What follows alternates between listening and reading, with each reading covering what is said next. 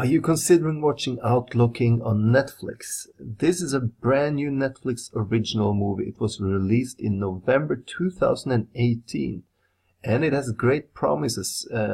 As you can see, it's telling the 14th century story from Scotland about Robert the Bruce, who claims the crown and leads a fierce uprising to win back the country's independence from English rule. Well, that is what the story is about, and what makes it interesting is that it's built on a true story. You can read about Robert the Bruce on Wikipedia, and I've also done so, and that is something I like about movies, when you want to read more afterwards to find out if it's really true, more about the characters. And as you watch the trailer, you will find, of course, out more about the movie. Here we have Robert the Bruce in the foreground, and in the background you have another very interesting character from the movie, that is James Douglas. And here we have King Edward II. And as you can see, it's brutal, because as Robert Bruce stands up against the King of England, they start to tear down his family, take his family captive, punish those who swear allegiance to Robert the Bruce, and there is violence, there are battles.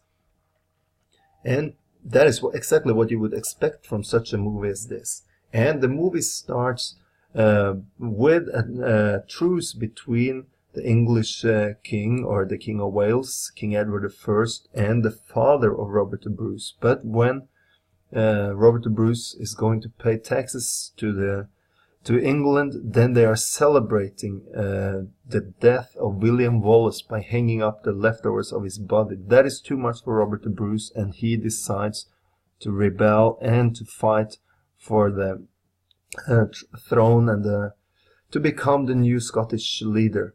And that is what's the background story, and that is what we see in the movie, how Robert the Bruce is fighting against England, and it all leads up to the Battle of Loudon, which is the final kind of act of the story. It's a brilliant story, but since I mentioned William Wallace, it's important that it's so easy to compare it with Braveheart, just for this simple reason, because it continues where Braveheart stopped, kind of. And of course it cannot be compared to Braveheart, because Braveheart, it's kind of one of a few movies that is so strong, and you can watch it over and over again without getting bored, and it's kind of a masterpiece. So of course Outlaw King, as a Netflix original movie, didn't have the same budget, it didn't have anything like that, but still they have managed to create a very interesting movie. It has a 16-year as the age recommendation. So if they are younger, they should be prepared for brutality, violence, so they shouldn't watch it at all, probably. And the movie lasts for exactly 2 hours. So it's a 2-hour nice movie. I can warmly recommend it. I had a good time watching it. Again, it cannot be compared to Braveheart, so it's not at all as good as that, but still, compared to most other movies being produced today, Outlaw King is far better. So sit down, enjoy Outlaw King. It's a 2-hour nice movie watch.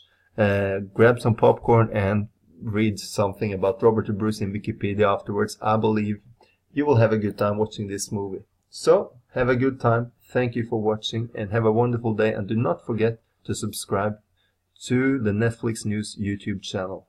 Bye bye.